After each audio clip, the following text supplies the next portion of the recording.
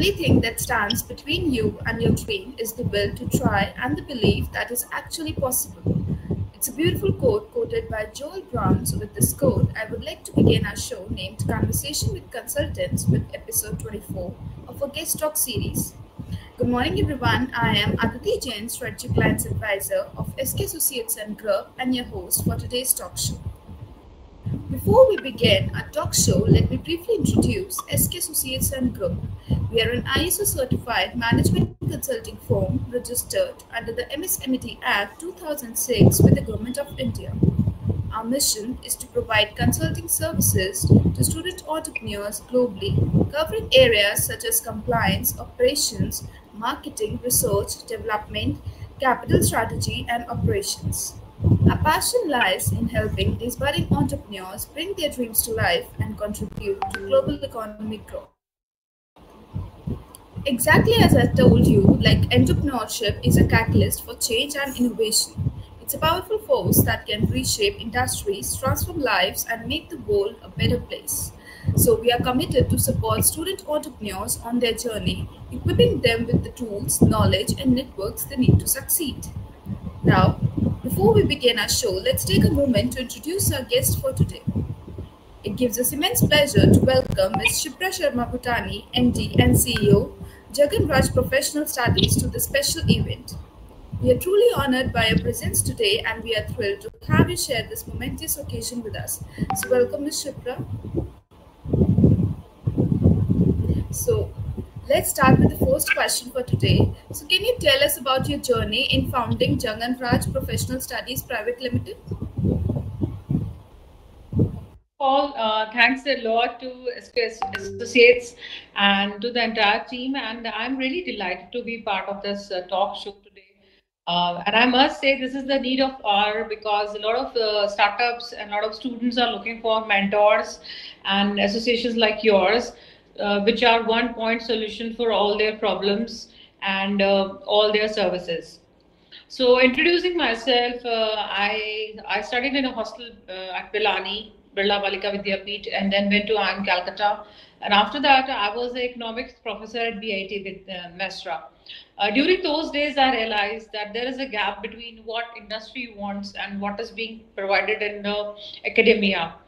So to fulfill that gap, I started my first skilling academy, which is Jagan Raj Professional Studies, in 2008 from the basement of my house, and I just had 40 students. And today, after 15 years, we have 150 skill centers across India. We are NSDC funded training partner, that is National Skills Development Corporation funded partner. And I have impacted more than 1 lakh people or 1 lakh students till now. So we provide training to jail inmates, war widows, manual scavengers, ex-army men, even to the VRS people of SAIL, ONGC, and BSNL, on all those people. So basically, what we are doing is either we are upskilling an existing employee or developing employability skills at the bottom of the pyramid. So I'm the bridge between the academia and the industry, and that's what we have been doing for past 15 years now. Great, thank you for sharing. So, what inspired you to enter in the field of skill development and training? So, if you remember, even today, if you talk about look at the Indian landscape, we are 130 crore one youth. I mean, population is here, and the employment ratio of an engineer is just a 40% or a 50%, and same goes with other degree holders also. So degree for me is a piece of paper, and it has become of no use when it comes to academia and getting a good job.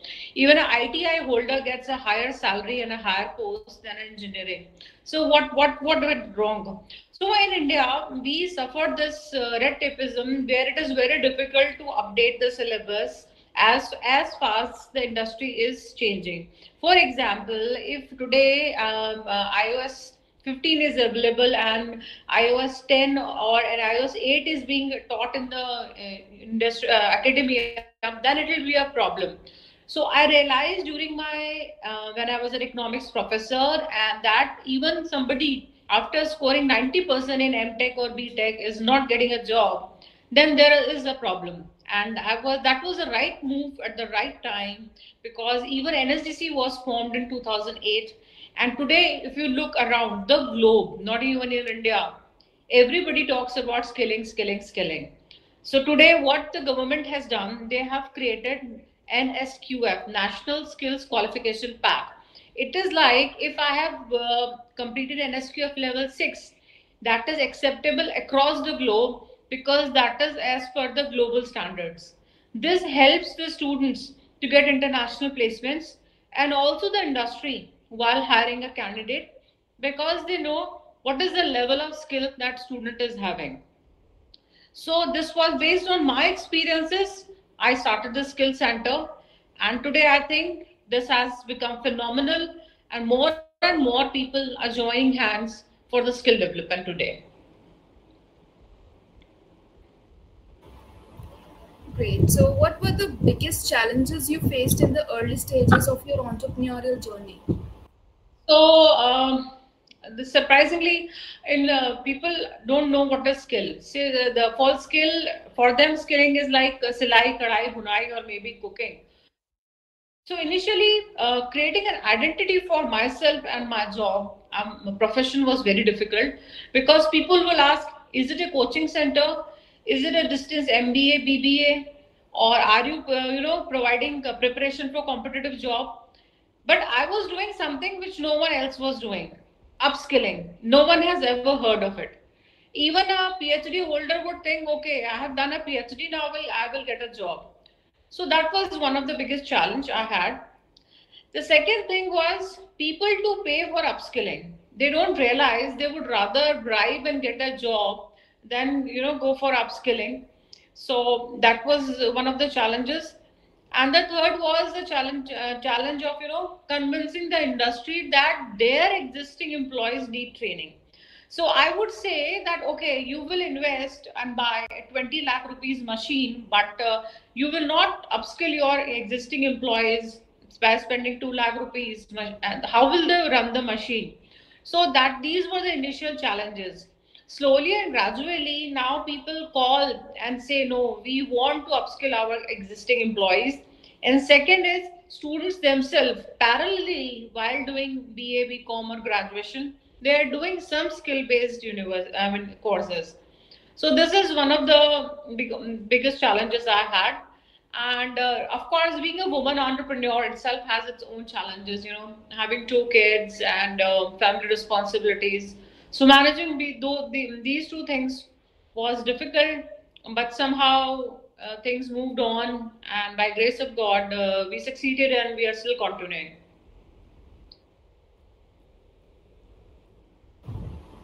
Thank you for sharing this. So, how do you manage to scale your organization to train over 1 lakh professionals? It's not we train 1 lakh. So our concept is Mars. So my other the new project which I'm launching in July, it's called Mars. It's an acronym for mobilization, assessment, recruitment, staffing, and skilling. So we Jagannath Professional Studies is doing everything. So what happens? We did a project called Skill Sathi, where we were going to different schools from 8th onwards, and we mobilized. I mean, in the sense, we counseled students about what is the impact of skilling in their lives. So that was somewhere where around 75,000. I mean, 20,000 candidates counseled, and then skilling, of course, is there, and then staffing, then sending students to the placements. So this is the way we impacted. It's not that trained. We counseled, we did the psychometric analysis, we also trained, we upskilled, and few of them even got NSDC certification as per the courses that they have conducted. So it is an entire landscape of skilling that we have covered when I say 1 lakh candidates. So somebody through the psychometric test, we told them, okay, no, you are not good for a retail. You should go for a logistics course, or no, you are not good to be an engineer. You should strive for arts. So it is like right from the beginning, it is the right candidate at the right place. That is our motive, not only in jobs but also for the studies. So if we are doing a proper psychometric analysis and psychometric test of the students, this will prevent, flood of candidates going to quota and then committing suicide and then getting into depression. So even there should be an entry level check while joining any competitive, LN or sometimes like that. That no, you are not good enough or whatever to be an engineer. So why to waste 4 5 years? Try something else. The purpose of life is to earn money, to be happy, and to be successful. Nobody has labeled that you have to be a doctor, you have to be an engineer, or you have to be an IS officer. So that kind of a counseling we give to the candidates, and that has been very very successful over the years.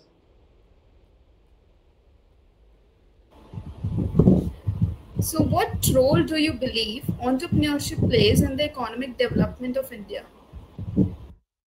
So today we are almost 120 plus unicorns in India today, and I'm also a founder of a tech startup. So I've raised 4 rounds of funding. So I know the process and the drill. After Israel, I think India is one of the hub for all the startups. Startups play a very big role. Now it's a very catchy situation because 90%, 95% of the startups fail. So why do we need startups? Even if 95% startups fail, and out of them, even 5 convert into, even 5 are successful, they would be providing much more jobs as provided by maybe 100 other companies or other 100 MSMEs and all that. Second is they bring in a lot of funds into the country, because these days lot of industry, a lot of VC funds are from Asia, from America, and from Europe are investing in India. The reason being, today India is the biggest market with 130 crore population. So whether it is e-commerce with the good clothes and all wearables, or maybe coaching and psychometric test and everything. So having a startup definitely can transform the economy of the city, of the country, and of course the youth. But the challenge here is, I think we need more government support and ease of doing business here. And the second important thing is the taxation policies on the startups must be changed. It's high time now. So these are my things, and of course, startups provide a lot of employment, lot of the funds or in the country or in the organization. And third is it gives the students give a hope, get a hope, because unemployment rate is any which ways very high. Yeah, very well said. So, how do you foster an entrepreneurial spirit within your organization? So, me as an individual, right now I'm on the panel of various universities where I work as a mentor and a jury, and also do the assessments and incubation, and help them in raising funds and all that. So we usually start with the idea competition, pitch your idea, pitching competition. I'm a part of TIE Rajasthan committee where we select top 10 startups by students and then send them to California. So one of our teams has recently won. And there's one more program of TIE where women entrepreneurs we promote. And I was also selected by Facebook, which for a program called She Leads Tech India, where I was mentoring women entrepreneurs from tier 2 and tier 3 cities. So first step is, there is an idea contest, express your idea. And the second thing is prepare a prototype. Then we do the incubation, then go to market, then pre-revenue. So later on, if somebody clears all these benchmarks, we eventually help them in getting some kind of a funding. So either it is a crowdfunding or a PE or a VC or maybe angel funding. So by till now, we have helped a lot of startups, not only from my organization. As I've told you, I work for JK Lakshmipati University. I work for Purnima University, JCRC University, Epix University. So these universities, I go interact with the students, promote entrepreneurship, and tell them what are the benefits, and also guide them. Great. So, what advice would you give to aspiring entrepreneurs in the education and training sector? So you mean to say somebody who wants to have a startup in entrepreneurs skilling and education sector, right? Yeah, right. So, for example, I would start with giving an example of everybody must have heard the name Byju's, and Byju's itself is a case study when it comes to startup and education and skilling and schooling and all that. So we have seen the rise and the rise and the fall of tycoon like Byju's, and parallelly we have an academy and Vedantu and all other these things. The foremost, most important thing for somebody to have a startup in education, skilling, or schooling or coaching line is first most important thing is your content, what you are teaching to the students. That is the most important because today content is freely available and the students can get it from anywhere and everywhere. So it should be as per the what is actually needed and it should be as per the NEP 2020. The second thing is the trainer. Now that is one of the reasons most of the startups in this area fail. Trainers should be very good, experienced, and very dedicated and properly trained. And the third thing is the way you handle the students. For example, my son is in 8th standard, and we just visited one of the reading. I mean, I'll take the name Akash or any other. Even if you just visit Akash or Byju's, anyone. So they keep on pushing the candidate. Please join. Please join. Please join. So that pressure building should not be there. Either it is to take the admission, either it is to attend the class, either it is to score good marks. So the way education is not a business for that is the most important thing I want to say here. You cannot forcefully sell it. So that is one of the reasons the Byju's was in a selling spree. A subscription should be sold, sold, sold, and after that, what? It just crumbled down. So it is a service industry. Once your student is your student or undergoing training or coaching, whatever you are providing, you have to take care of him or her every step. So, most secondly, most important thing is you cannot treat all the students similarly. And when you have a interaction is online, then it becomes in fact more difficult for the student to adjust. So these are one of the problems if the student do it. And the biggest thing, the biggest mistake, in fact, all the startups make is deviating from your 5-year plan.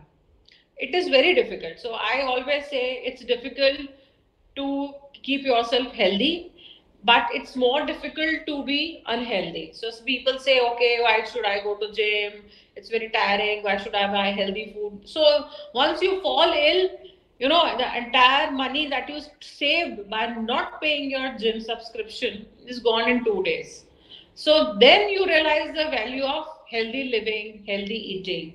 Similarly, staying in budget is difficult. You get tempted to buy things, you get tempted to spend things for which you don't want. Then you realize that staying in budget is very important, because if you exceed your budget or your deviation from your Excel, then it will create your problem. So what you provide to the customer, you should be clear in mind. Second thing is you should have a proper control over your projections or the business 5-year or 6-year business plan that you have made. It's really difficult to balance the two, because it's very difficult to have control on both the things. Exactly, very well said about that. So, how do you stay ahead of industry trends and ensure your training program remain relevant? So, example, there is a there's a Darwin's theory, struggle for existence, survival of the fittest, adapt to the change, be flexible, be agile. And this is 100%, in fact, 200% applicable into the skilling industry. Uh, 15 years ago, I started with fashion designing, cooking, and beauty parlor courses. Today, as we are talking, most of my centers, we are teaching them artificial intelligence, machine learning, metaverse, blockchain. And for the beauty, we have laser technician, microderma abrasions. So every 5 years, exactly every 5 years, I have changed the kind of trainings I'm provided. So first, I'm not in love with the business I'm doing. So I don't have that fancy idea. Oh no no no! I have to teach everybody agarbatti making. That doesn't make sense. Most of the entrepreneur, even I have made this mistake. You have to, keep a balance on the passion and the practicality. So I like agarbatti making. So I teach 200 people agarbatti making. There will be no takers and the business will flop. So you should be first understand trend in the market. It's like कि बारिश होने वाली है, you always get the feeling क्या बारिश होने वाली है. So similarly, whatever is changing around your society or the hiring pattern, the demand pattern is changing. And interestingly, every 4 year, almost 200 job roles become obsolete. So today, if we are talk about, do we have any data entry operators? Do we have any computer operators for that matters? So the 6 years before, 5, 10 years before, there were mushrooms of computer centers where everybody was learning computers. I remember, I mean, a huge number of people were learning computers parallelly. Now there's no computer center. There is no STD PCO because that's the way technology has changed. So now we are focusing on the future skills, new age skills, because that is the need. And for the conventional businesses, I mean conventional courses for the beauty and all, we have upgraded to the next level. It is laser treatment, microdermabrasions. Same goes with fashion designing also and everything. So you have to change. If you do not change, you will perish. You will not survive. Thank you for sharing. So, can you discuss any innovation training methods you have implemented at Jagan Raj Professional Studies? So I don't know about innovation training method. Especially you mean to ask? There's no methodology just for the training, but yes, the cycle. As I told you, I follow the principle of Mars. So it's mobilization, assessment, recruiting, staffing, and skilling. So mobilization, when we do the mobilization, when we are, when a student comes in, so we try and understand what kind of a person he or she is. So we have a psychometric tool. I mean, a test. We do the psychometric test. Then the person scores whatever, and based on that, we tell them, okay, you are good in this thing. And the second thing is about the trainings. So 40% of the time, we ensure that there is a on-the-job training. There is not much focus. I mean, there is a focus on theoretical also, and there is a learning management system, learning LMS, where the students enrolls. So it's a 360-degree platform that we provide for the training and skilling of the candidates. It's not just the bookish language that we provide. And of course, entrepreneurship and business idea competition. And this one innovation which I must say, which being a woman I have done, is we have a crèche in for most of the centers. And for that, even if it is just 100 students, we allow women or the staff or the students to bring their children. So what I have realized, if a student is comfortable, peaceful, the productivity level increases. So this is one thing we have done. and we have tied up with a lot of industries where the students go for internship. So this ways they have a first hand idea about what the industry works like. And the third is the again the pre-placement preparations that we do. So we do the counseling of the candidates, and we have a portal at Capacitor Connect. We have a portal.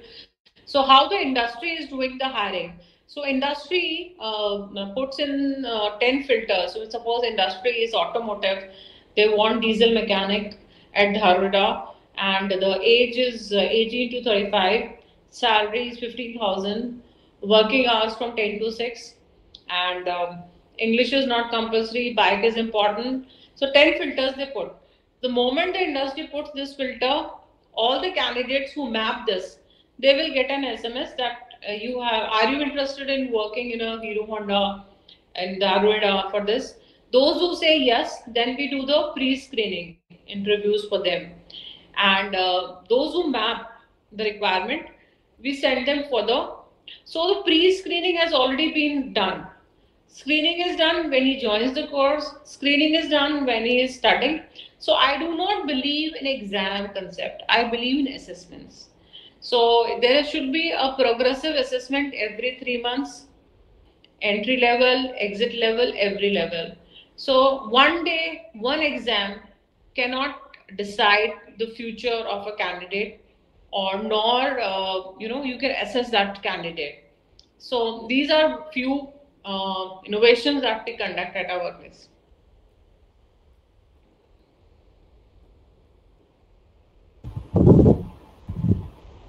So, what are your long-term goals for Jagan Raj Professional Study Private Limited? So this next 2 years, we are planning to set up 100 artificial intelligence labs in the schools. So starting from 15th July, because we were just waiting for the new government to form and everything. So starting from 15th of July, we will be setting up labs. Because as per NEP 2020, from 8th onwards, all the schools must have vocational education. So this is one project which we are doing. We have already set up 2 labs, one in Mayo Ajmer and one in Baramati, where the students are already studying artificial intelligence, machine learning, and metaverse. So one is this. This is almost above some 50-60 crore kind of a project. The second will be counseling of students who go abroad. That is Skill India International Centers, which we call about. Because what is happening, there's a lot of demand for Indian candidates to go abroad. So as I've told you, there is an unemployment problem in India, and there's a huge demand overseas. But still, again, that gap is there. The way Indian students are taught, the way they have to work abroad, there is a lot of difference. So we will be providing training to these candidates at our place, and train them about the climate, social, and all those things, so that they don't come back. So a lot of students, they struggle to continue in maybe Israel or China, wherever they go for work. And of course, employability skills and technical skills also we will be teaching. So slowly and gradually we are changing our the existing employer or the existing.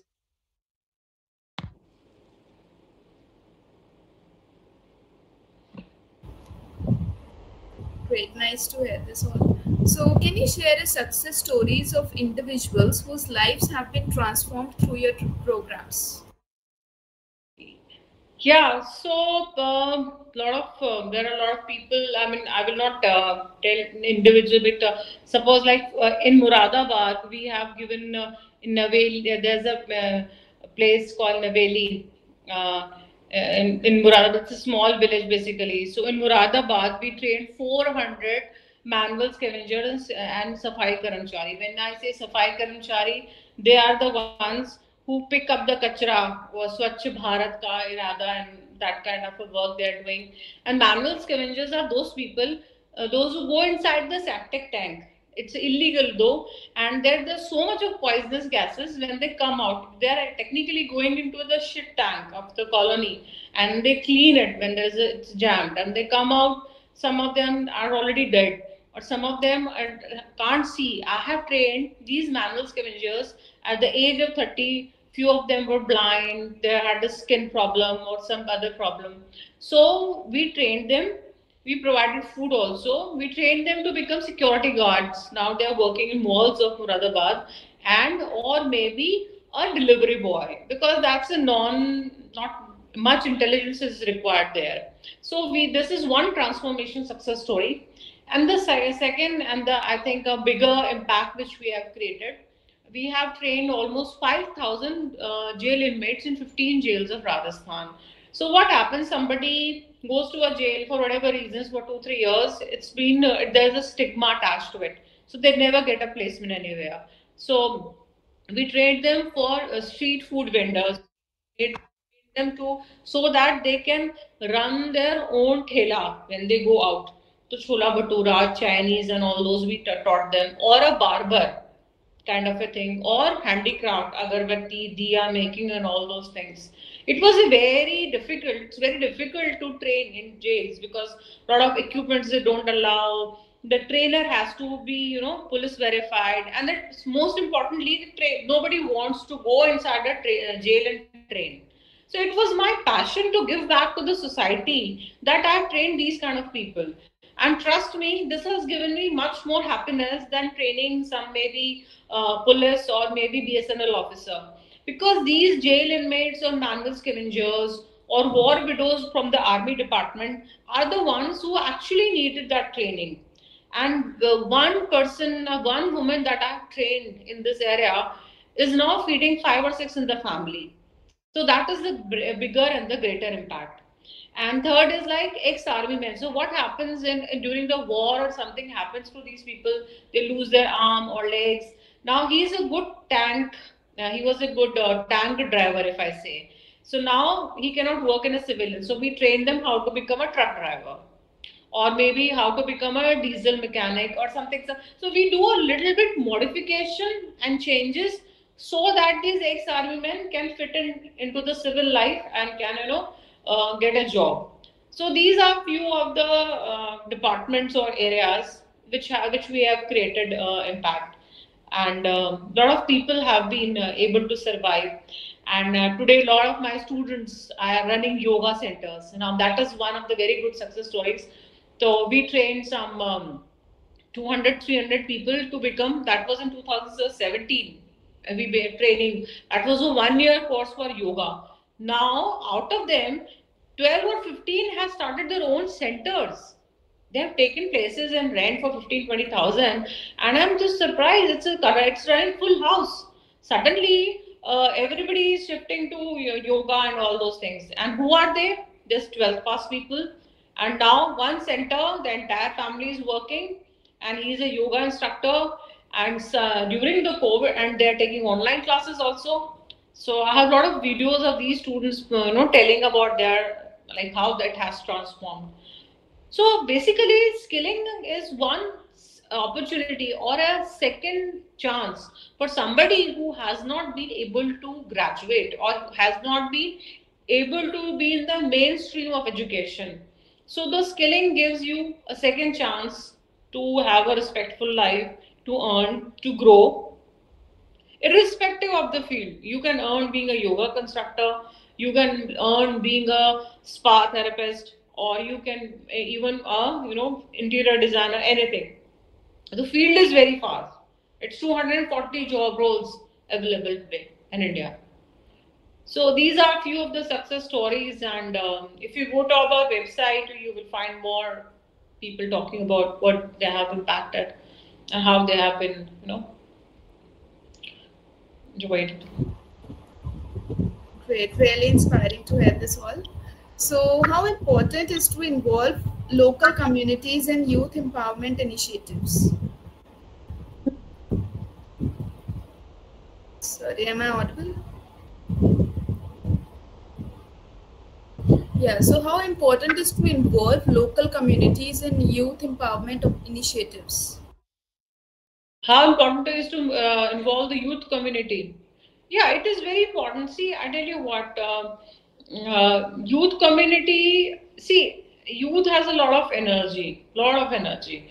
So either they have to channelize it into things like startups or extracurricular activities, or they will go into the negative side.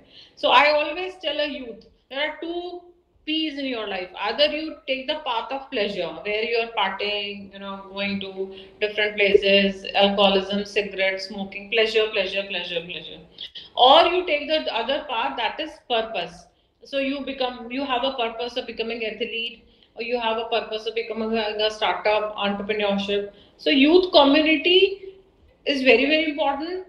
If the youth community knows what is the future, how to channelize, if you counsel one student, he will tell it to 10 more. So it becomes viral, definitely.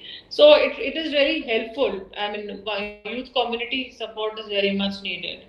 And I think India being having the largest youth population in the world, they are the kingmakers now. Whether it is a product or a service, they are the kingmakers now. So youth community really definitely plays a big role. So I also try and be non-political, because I don't want that two political parties, getting involved into this. This is purely upliftment of the society and development of the youth that we are working for. So yes, youth communities play a very important role, and we should participate together. Exactly. So, what role do you believe mentorship and role models play in the success of your trainees? Very much, very much, very important. So it's like this. Whom you choose your mentor, or who is your mentor, decides almost 50% of your success. Okay. The mentor, I am very lucky to have mentors in different places. So I'll share you my startup journey. So if the listeners can relate to it and understand how quickly things move. So I started this company, Capacitor Connect. It's a tech startup. It's a digital aggregator for Indian skill ecosystem. It was formed in May 2016. June 2017, I got my first funding. That was through angel funding. So it was just a business idea. Even the company was just formed, but it was pre-revenue. But the idea appealed. So the who's who or the biggest industrialist of Rajasthan invested into it, and it was an angel fund. Next year, after 1 year, again I got funded exactly 12 months, because we were able to provide some good employments. And after 2 years, when we became NSDC Innovation Partner, and we were able to connect to 15-20 lakh people, the valuation grew 4 times. Now this is the magic of startups and all that valuation thing. So the initially somebody who invested after 1 year, they're getting 4 times the return. And Times of India did an extensive case study on that how a startup gave 4 times the return on the investment to the investors. And then there was a fourth investor after the fourth year. Now during the COVID, so imagine I am running a tech startup in placements, international placements or placements. And during the COVID, the biggest hit was that everybody was fired. So at that time, the role of mentorship was very important. So I lost all the hopes. So it was not that he was guiding me for okay, what is how to pitch, how to prepare an Excel. At that time, he said, listen, COVID will be, it has to end. It will go for 1 year, 2 years, but it cannot go on for 3, 4 years. Don't lose hope. So at that time, I was rock bottom. And the worst thing that happened to me in my personal life during COVID was I lost my mother and my brother. So imagine in 2019 to 21, the business at the lowest, losing your brother. So the personally and professionally you are shattered, and you just want to throw the business. In fact, you want to throw yourself into some river, because it's like everything is finished. At that time, the role of mentorship is very important. So they give you that hope, no, no, don't give up, things will improve, or change the way you are working. So the mentor is not only for your professional, but it's like a doctor. They should know you in and out. And they should also have the same kind of passion and the zeal to make the thing work. And I survived. And April 22, again I got the funding after a gap of 2 3 years, 2 years in fact. I got the funding. So if I had given up at that time, so things would have been different. So just be there, stay there. Things will improve. So mentorship is very very important. And the second thing you asked was Role models. role model. I don't know what reference you say role model. A few days ago I read that Virat Kohli has the highest brand value. So how people relate to Virat Kohli, because unless until you are a cricketer, how would you relate to him? So role model, I think the role model you choose should be similar to your circumstances or similar background. For example, I am not from film industry, but I relate to Shah Rukh Khan a lot. Number one, because he lost his parents. Same is the case with me. And then he's a self-made person, and then he's very hardworking. So you have back of the mind, you have that, okay, if he can make it, I can also make it. And the second person, maybe Amitabh Bachchan, not for his acting skills, but for the fact that he also had the rock bottom, bottom when he was in at the age of 58, he had the loan of almost 100 crore on him.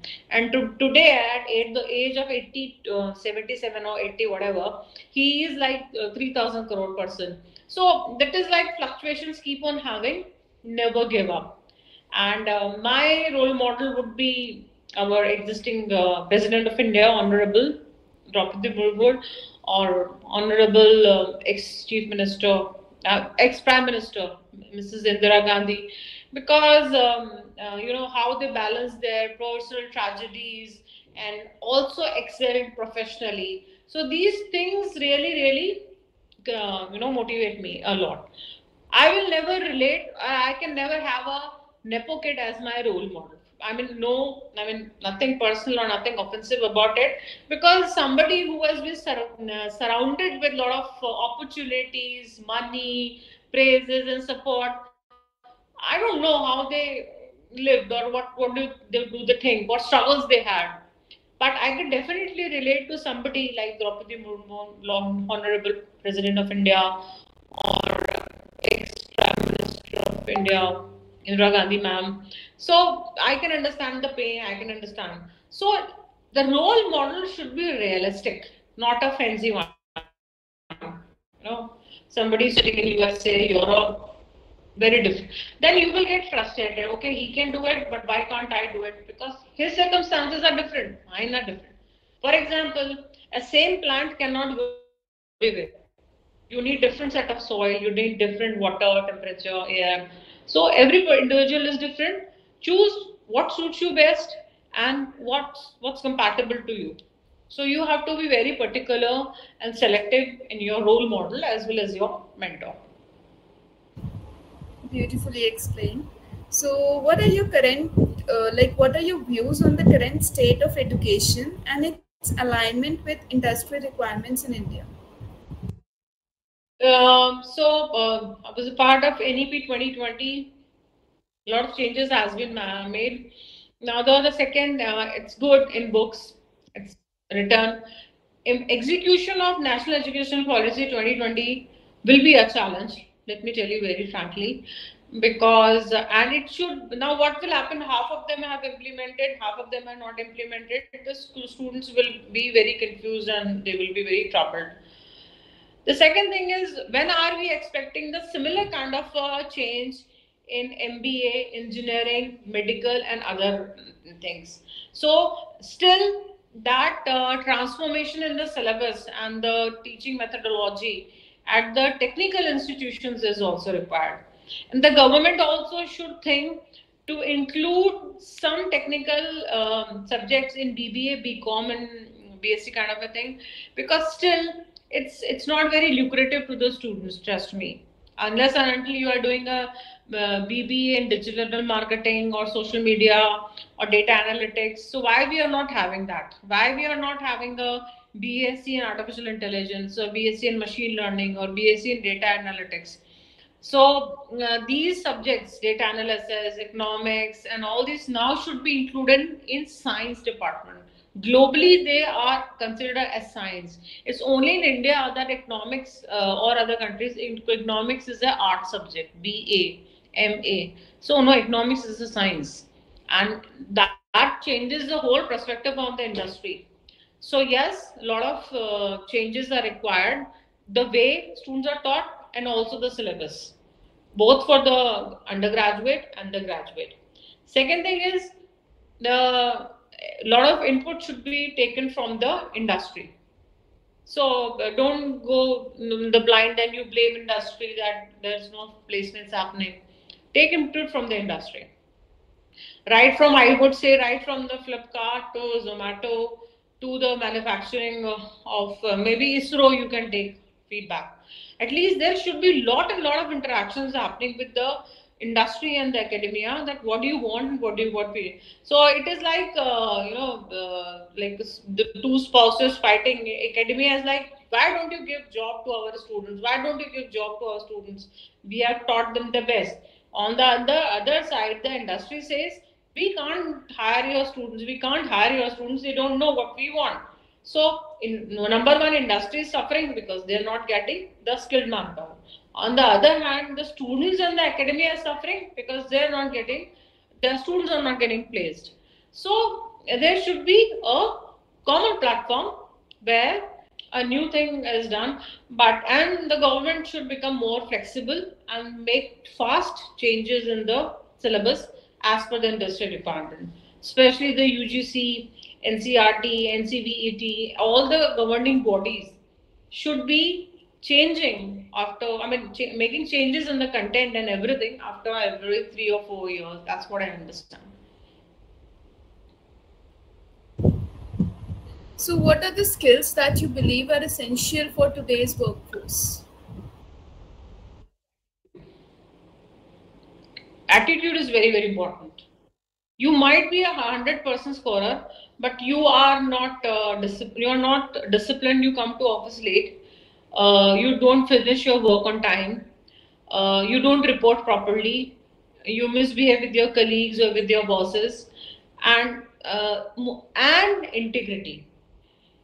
Somebody is scoring 40% or achieving 60% targets is better than somebody who's doing a forgery, cheating, or malpractice in the office. So all the thing, everybody teaches how to be a good engineer, but how to be an ethical workforce, nobody is teaching. Trust me, you will not, no student will survive. I tell all my students, you will not survive. You might get 2 or 3 jobs, good jobs, but if you are ethically wrong, morally wrong, you will not survive long. And then attitude. I have seen a lot of people failing because of this attitude problem. ये मेरा काम नहीं है, ये मैं नहीं करूँगा, मेरी इच्छा नहीं है, और डांट दिया तो they left the job. And the second thing is, of course, basic common sense. I will not say, of course, technical skills. So people do not apply their basic common sense. कि इसको ऐसे भी किया जा सकता है, वैसे भी किया जा सकता है. And third thing is definitely from where you have started, what you have started, provides you the good job and salary and everything else. So all the students, there may be 5 lakh or 10 lakh engineers coming out every year, but the one with good moral values, good attitude, go a long way. This generation looks for shortcut, so they bypass the attitude and the moral values and jump, but then it's like a snake and ladder, and then they fall down. So don't do that. It's a long, you work almost 30 to 35 years of your life. So you cannot survive like that. Exactly. So what role does technology play in the delivery of your training program? technology is like almost 60 to 70% everywhere, right from admission of the candidate to assessment to result declaration to storing their data and documents everywhere. So technology is like a salt, I can say. It's there everywhere. Even I mean, students from fifth standard onwards, especially COVID. During COVID, the way students started online, it has become part. It has become part. But then you have to keep a check what technology you are using and for what purpose. So technology is very, very important. That's a key game changer now. That's a game changer. Okay, so what strategies do you ensure to like for high placement rates of your trainees? Are demand driven. So if tomorrow mobile industry says we need 200 tower technicians, so we will be asking students that, okay, why don't you do tower technician? A student comes and says, okay, I want to do a fashion designing course. Then we will say there are already so many unemployment and fashion designing. Why do you want to do a fashion designing? So it has to be demand driven. It has to be backward. Then regionally. So I don't want a student from Delhi to go to Muradabad and work, and vice versa. So be realistic. As I told earlier, the community plays an important role. Be in touch with the local industry, what they want, and then have a longer vision. 6 months course or 1 year course, and then train the students. So what are the emerging trends in skill development that you are focusing on? Future skills, majorly technology based. Are so there are only 4 industries which are having the maximum jobs. One is the healthcare, wherein the general duty assistant, elderly healthcare, lab technicians, and all those job roles. The second one is the IT industries, web designing, social media, graphic designing, and all those courses. And third one is the e-commerce, logistics, courier, tracker, delivery boys, and all those places. So these are the major employers, I can say, these days.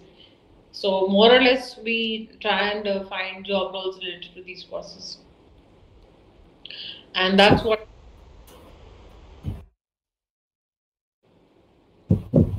Great. So how do you handle the diversity of skill requirements across different regions in India? So, well, as I've told you, be in touch with the local industry. So I am a part of CI Rajasthan. I'm part of Thai industry. I'm part of 40, FICCI. So every state, I have presence in 20 states. Every state, the job role, the skilling that we are providing is different. For example, I'll give, for example, in Maharashtra, most of the students are into event management, majorly. Event management and healthcare, that is the maximum. In Bihar, it's 70% healthcare. And in Delhi NCR region, most of the students they are doing either fashion designing or beauty culture, this thing, beauty therapist, even in Punjab also. So because that's the kind of mindset the students have, and that's the kind of industry local demand that they have. So based on that, we suggest the students to go for the courses. So it's not one the course we decide or tell them that okay everybody should do it. Every state the demand changes, and every state demand the course that we are providing also changes. Exactly. So the last question for today, like anything you would like to share or cover what we have not covered in the interview yet? Any advice or anything you would like to share? Only want to say that don't try and do everything on your own. You should have a good team. So the way SK Associates is working, so I also have a very good advisory legal team. I have a good chartered accountant team. I have a good IT team, and they are the best. So I take advice and I take help from them.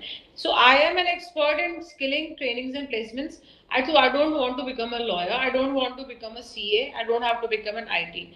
So for every project that I apply, or every project that I apply for, I take the help of an expert.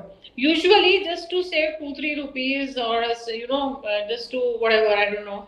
People, most of the startups, they want to do everything on their own. So don't do that. Don't do that. And the second thing is, uh, keep your eyes and ears open. Change yourself according to the situations, and be very very cautious while hiring your team, because you are a startup. Your team will break or make your business. So these are some of the things which are very very important. And so when talent doesn't work hard, the hard work wins. So even if you are from IIT, you don't work hard, you are not disciplined, you will fail. But if you are, even if you are engineering from any, like these the last mission from ISRO, most of the engineers were from local Chennai, local engineering colleges. So discipline is very very important. Discipline, hard work are irreplaceable. It's like कि ये तो हर कोई बोलता है, but it really makes a difference. In practice, it really makes a difference. So thank you for sharing your views. Moving ahead, we would like to express our sincere gratitude to Ms. Shipra Sharma Bhutani, MD and CEO, Jagan Raj Professional Studies, for being our guest for today at Conversation with Consultants. So your presence and engagement helped it to make it a success. So thank you for providing insight into your inspirational journey. Further, we would also like to thank everyone who is listening patiently throughout the event. So thank you everyone for joining with us today and gain some. I hope you have gained some knowledge through this event. So thank you everyone for joining. Thank you so much.